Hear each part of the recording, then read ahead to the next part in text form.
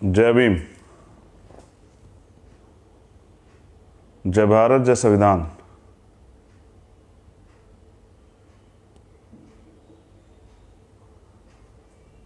आज हम लोग दिल्ली में हैं और मैं आपको मुद्दे पे ले चलता हूं, क्योंकि पता लगेगा मैं लाइव करता रहूं और कोई खबर आ जाए कि कहीं मानवता का कत्ल हो गया उत्तर प्रदेश में या देश में, तो मैं सभी संतों, महापुरुषों, गुरुओं को नमन करता हूं। और आज देश के नौजवानों से, बहुजन समाज के सूरमाओं से, योद्धाओं से, अपनी बहनों से, अपनी पार्टी संगठन के कार्यकर्ता पदाधिकारियों से सबसे एक बात करना चाहता हूं। और मैं बात करना चाहता हूं देश के विपक्ष से भी, हर सब लोगों से जो लोग देश के अंदर काम कर रहे हैं। और ये मेरी तकलीफ है, मगर मैं तकलीफ आपसे शेयर करना चाहता हूं। हम दिल्ली में, लेकिन अपनी खुशी से नहीं। हम लखीमपुर खीरी थे और लखीमपुर खीरी भी किसी खुशी के उत्सव में नहीं गए थे। हम गए इसलिए थे कि वहां मानवता का, देश के अन्नदाता का कत्ल हुआ। और सब लोगों की जिम्मेदारी बनती है कि जब अन्याय हो तो वो न्याय के लिए आवाज उठाएं। और ये सफर है लखनऊ से लखीमपुर खीरी तक का, उस गांव तक का जहां, जिस गांव में भारतीय जनता पार्टी के नेताओं ने जलियांवाला बाग जैसा हादसा दोहराया और इतिहास में खून के पन्नों को दोबारा से उजागर किया। मैं अपनी बात क्यों रख रहा हूं, ये आपको समझ आएगा। किसी चोर लुटेरे ने कुछ नहीं किया है। एक राजनीतिक व्यक्ति ने, जो सत्ता के शीर्ष पर बैठा हुआ है, जो केंद्र की सरकार में राज्य मंत्री है, केंद्रीय राज्य मंत्री है और भारत का प्रतिनिधित्व करता है, उसके द्वारा साजिश से सब कुछ हुआ है। हम 9:30 बजे लगभग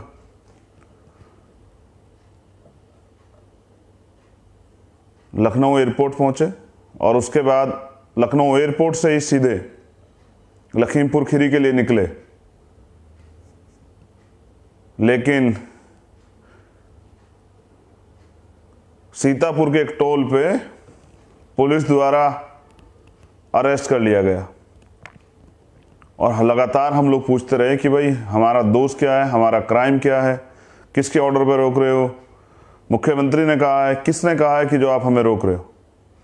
लेकिन उनके पास कोई जवाब नहीं था। उनके पास एक ही जवाब था कि लॉ एंड ऑर्डर डिस्टर्ब हो जाएगा। तो लॉ एंड ऑर्डर तो डिस्टर्ब हुआ है, तभी तो हम लोग वहां जा रहे हैं। वहां हत्याएं हुई हैं, कोई नाच गाना नहीं चल रहा, हत्याएं हुई।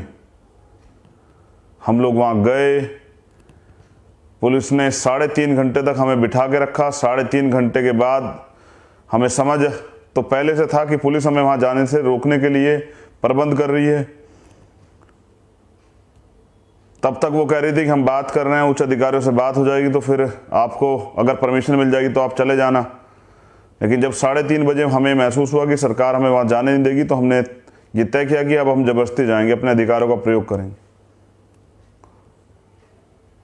और फिर हमने ये भी समझदारी दिखाई कि हमने कहा कि हम जा ही नहीं, हम तो लखनऊ जा रहे हैं, आप हमें लखनऊ जाने दें। तो जिद के बाद वो हमें लखनऊ बॉर्डर तक छोड़ के गई पुलिस, अपने साथ, अपनी गाड़ियों में बिठा के। लेकिन जैसा मैंने लाइव में भी कहा था वहाँ, जब मैंने रात को 2 बजे लाइव कहा था कि हम वहाँ ज़रूर जाएंगे, तो हमारी टीम ने वहाँ प्लान किया। और वो प्लान ये था कि हम मोटरसाइकिल के जरिए वहाँ जाएंगे। मुझे नहीं पता था कि कितना लंबा रास्ता है और किस तरह के रास्ते से गुजरना पड़ेगा। हम लोग वहाँ पहुँचे, 7 घंटे की मोटरसाइकिल से उबड़ खाबड़ नदी के रास्ते से डैम के रास्ते से होते हुए, जंगल के रास्ते। बाद में एक अधिकारी ने जिसके साथ मुझे पुलिस हिरासत में जिसके साथ मुझे लेके आ गया, उसने मुझे बताया कि आप चंद्रशेखर भाई, आपको जानकारी नहीं, जिस रास्ते से आप आए गए थे उस रास्ते पे वहाँ शेर चीते घूमते रहते हैं। उस जंगल में तमाम तरह के पशु पक्षी हैं और आपने जो रिस्क लिया आपको नुकसान हो सकता था। लेकिन तब मेरे दिल में एक ही बात थी कि अगर आज उस अन्याय जहाँ हुआ उस जगह पे उस किसान शहीदों को नमन करने मैं नहीं पहुँच पाया तो शायद मैं खुद से आँख ना मिला पाऊँ। हम वहाँ पहुँचे, किसान परिवारों से मिले, उनकी बात सुनी, किसान शहीदों को नमन किया, पंचायत के बीच में बैठे।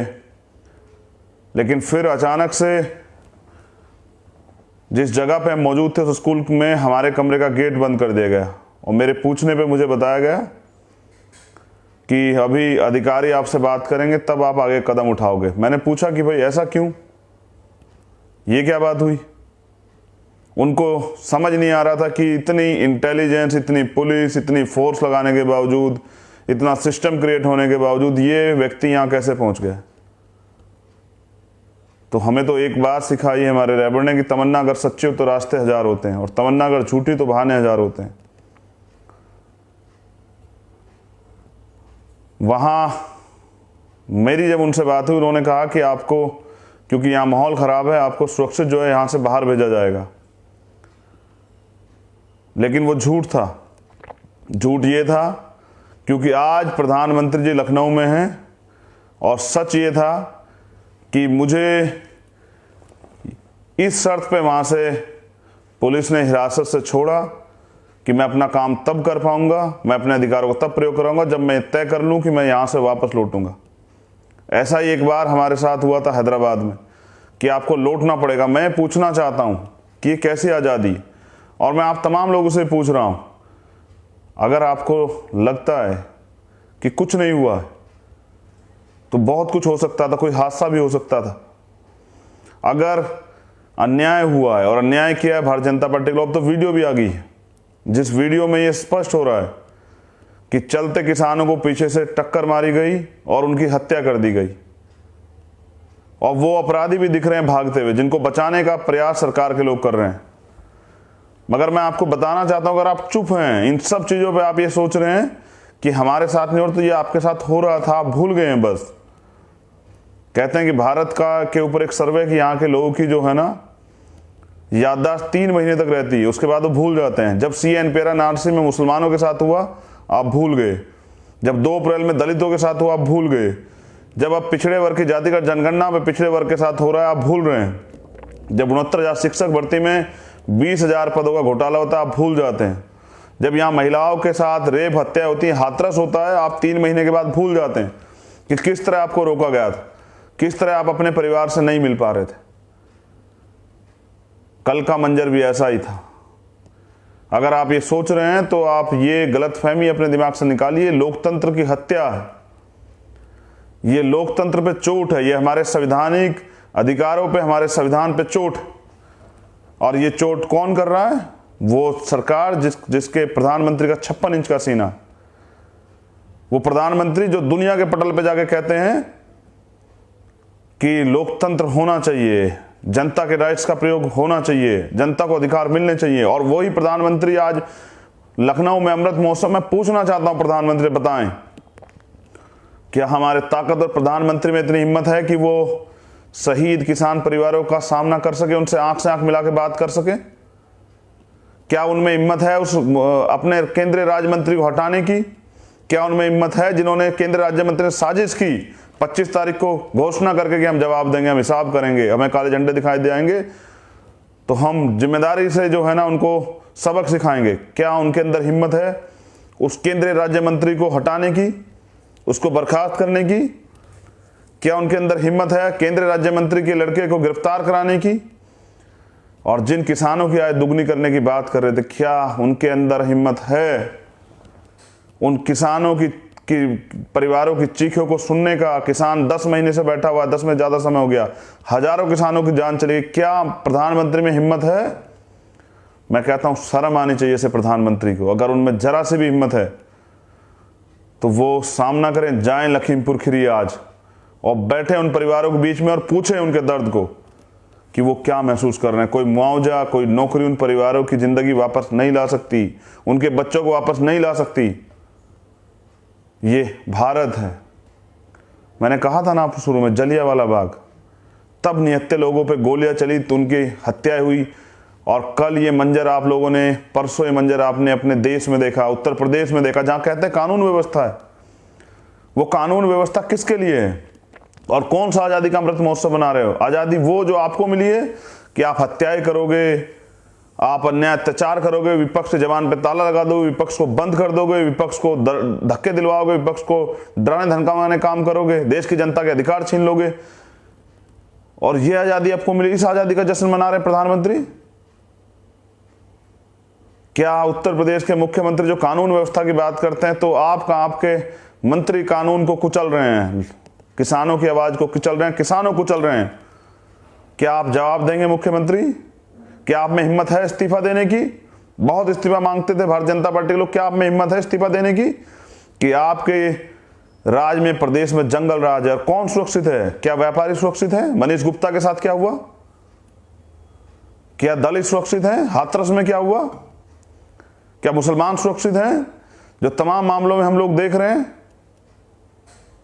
क्या महिलाएं, बेटियां सुरक्षित हैं? कोई सी घटना उठा के देख लीजिए, कौन सुरक्षित है? क्या किसान सुरक्षित हैं? अब तो सीधे किसानों के कत्ल हो रहे हैं। तो मैं समझता हूं ये झूठी आजादी का जश्न मनाने वाले भारतीय जनता पार्टी के लोग, ये देश की जनता को समझना चाहिए, जश्न मना रहे हैं। इस देश के सिस्टम को खत्म करके, इस देश की आजादी को खत्म करके, इस देश के संवैधानिक मूल्यों को खत्म करके, इस देश के संविधान में जो अधिकार मिले उनको खत्म करके उसका जश्न मना रहे हैं भारतीय जनता पार्टी के लोग। और निर्लज, निर्दयी, क्रूर प्रधानमंत्री और उत्तर प्रदेश के मुख्यमंत्री हंस रहे हैं लोकतंत्र की हत्या पे। क्या मुख्यमंत्री पे हिम्मत है उन परिवारों का सामना करने की, जाके उन परिवारों के सामने खड़े होने की और उनसे बात करने की, उनसे आंख में आंख मिला के जवाब देने की कि क्यों हुआ ये सब चीजें? किसी गुंडे मवाली ने नहीं किया, उनके लोगों ने किया है। इन हत्याओं का जवाब देना पड़ेगा। और मैंने कहा ना, मैं यहां इसलिए हूं क्योंकि प्रधानमंत्री को वहां आजादी का जश्न मनाना है और आजादी के जश्न में चंद्रशेखर आजाद उनके सामने चट्टान की तरह खड़ा है कि वे झूठी आजादी जिसमें हमें अधिकार नहीं, ये जश्न नहीं होगा। उनको पता है कि ये आदमी सारे सिस्टम पर नहीं रुका, ये अकेला आदमी चला गया 4 मोटरसाइकिल लेके। तो ये आदमी, मैं वहां की टीम का भी धन्यवाद करता हूं, जिले की टीम का, लखीमपुर खीरी की भी और सीतापुर की भी और लखनऊ की भी, हमारे संभाग के लोगों का भी, क्योंकि सरकार ये जान गई है कि ये आदमी नहीं रुकेगा तो इसको दूर रखा जाए। मैं कहता हूं कितनी दूर रखोगे? ये लोकतंत्र है। जिस दिन हमारे लोग जाग जाएंगे, जिस दिन इस देश का नौजवान जाग जाएगा और वो समझेगा कि ये अकेले अकेले सिस्टम में रहने वाले लोगों के साथ अन्याय अत्याचार हो रहा है, कल इसका सामना आपको भी करना पड़ेगा। अगर आप ये सोच रहे हैं आप कल आपके भी साथ तकलीफ होगी, और तकलीफ हुई भी है नोटबंदी में, तकलीफ हुई भी है कोरोना महामारी में, कि जब आप अपने परिवारों की, पहले जिंदा अपने परिवारों को, फिर उनकी लाशों को लेकर हाथों में घूम रहे थे, तो ये सरकार आपका मजाक उड़ा रही थी। आपने झेला है, जीएसटी में ये व्यापारियों ने झेला है, और आज किसान झेल रहा है कि वो जो नहीं चाहते थे वो कानून बना दिए गए और उनके ऊपर थोप दिए गए। वो 10 महीने से बैठे हुए। आपने नहीं सुना होगा किसी देश में कि 10 महीने से, 11 महीने से कोई आंदोलन चल रहा है, हजारों लोग शहीद हो गए और देश के प्रधानमंत्री चुप हैं। क्या प्रधानमंत्री पे एक शब्द भी नहीं है किसानों के लिए? उन किसानों की हत्याओं पे, उनके दुख पे बोलने के लिए एक शब्द नहीं है प्रधानमंत्री पे। ऐसे निर्लज प्रधानमंत्री, ऐसे क्रूर मुख्यमंत्री, अपने आप को ताकतवर कहते हैं, सत्ता की मशीनरी का दुरुपयोग करने वाले मुख्यमंत्री। मैं क्यों लड़ूं पुलिस से?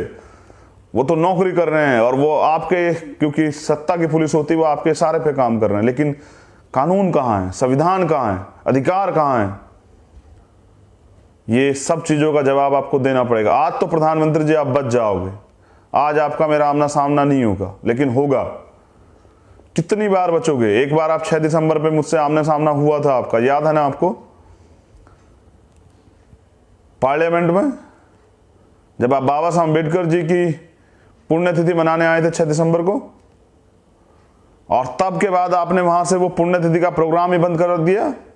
आपने श्रद्धांजलि देना बंद कर दिया, क्योंकि आप सामना नहीं करना चाहते, और जो सामना नहीं करना चाहता वो अपने आपको ताकतवर ना कहे। ये डरी हुई सरकार है।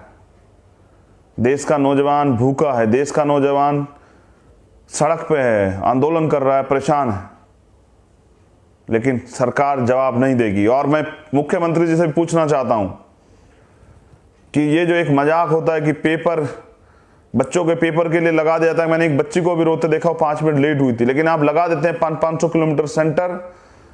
वो बच्चे कहां जाएंगे, कैसे रहेंगे, उनकी सुरक्षा गारंटी क्या है, कौन जवाब देगा? मुख्यमंत्री जी, ये जो मजाक नौजवानों के साथ हो रहा है देश के अंदर और उत्तर प्रदेश में बड़े पैमाने पे, इसका जवाब कौन देगा? क्यों गृह जनपद में परीक्षा नहीं हो सकती है? क्यों गृह जनपद के बराबर वाले जनपद में परीक्षा नहीं हो सकती है? क्यों जो है आप हमारे नौजवानों का शोषण करने पे लगे हुए? किसानों की, नौजवानों की ये चीखें आपसे जवाब मांग रही है और नौजवानों को जवाब लेना चाहिए। आपकी चुप्पी आपको गुलामी की तरफ धकेल रही है। जब निजीकरण हो जाएगा, देश का सारा सिस्टम प्राइवेट हो जाएगा, तब आप सरकारी नौकरियों के लिए प्रत्येक वर्ग के नौजवान घूमते फिरोगे, अपनी डिग्रियों को झोला को उठा के घूमते फिरोगे, कोई नहीं पूछेगा आपको, क्योंकि ये सरकार सिर्फ चंद पूंजीपतियों की सरकार है, ये किसी की सरकार नहीं और ये देश विरोधी सरकार है। प्रधानमंत्री से मैं दोबारा कहता हूं, दिखाइए हिम्मत, आप ताकतवर प्रधानमंत्री है, दुनिया में आपका डंका बजता है, ये कहते हैं ना मीडिया के लोग, और आप भी कहते हैं, भाजपा के लोग भी कहते हैं, अगर डंका बजता तो जाइए लखीमपुर खीरी और सामना कीजिए किसान परिवारों का, जिन्होंने अपने बच्चे खोए हैं, जिन्होंने अपने पति खोए हैं, जिन्होंने अपने बेटे खोए हैं, जिन्होंने अपने भाई खोए हैं। उनके आंसुओं के सैलाब का सामना कीजिए, उनकी चीखों का सामना कीजिए। और अगर देश में रहते आपको नहीं सुनाई दे रहा है और आप आज़ादी का महोत्सव मना रहे हैं, तो ये आप एक क्रूर मजाक कर रहे हैं, हंस रहे हैं आप किसानों की लाशों पर। आपको इसका जवाब देना पड़ेगा। जय भीम, जय भारत, आप सबके लिए मंगल कामनाएं। हम 9 तारीख को माननीय काशीराम साहब का, क्योंकि वो परिनिर्वाण तो 8 तारीख को है, एक समय आएगा वो 8 तारीख पे मनेगा भी, लेकिन 9 तारीख को हम लोग जिला स्तर पे, जैसे भी स्टेट के लिए ऑर्डर हुए, लेकिन देश के लिए जिला स्तरीय, प्रदेश स्तरीय आप कार्यक्रम करके, विचार गोष्ठियाँ करके अपने महापुरुषों के विचारों को सुने, पढ़ें, उन पे अमल करें, उनके सिद्धांतों को अपनाएं, क्योंकि माननीय काशीराम साहब का सपना, बाबा साहब अम्बेडकर का सपना अधूरा है। उसको पूरा करने के लिए आप संकल्प लें, उस दिन विचार गोष्ठियाँ करें, संकल्प लें और जानें और उनके कारवा को आगे बढ़ाने में मदद करें। बहुत बहुत धन्यवाद। जय भीम, जय भारत, जय संविधान। लड़िए, अगर आप लड़ नहीं सकते, जो लोग लड़ रहे हैं उनका साथ दीजिए, अन्याय खिलाफ आवाज उठाइए, गुलामी बर्दाश्त मत कीजिए, वरना कब ये गुलामी आपको जकड़ लेगी आपको एहसास नहीं होगा। जय भीम।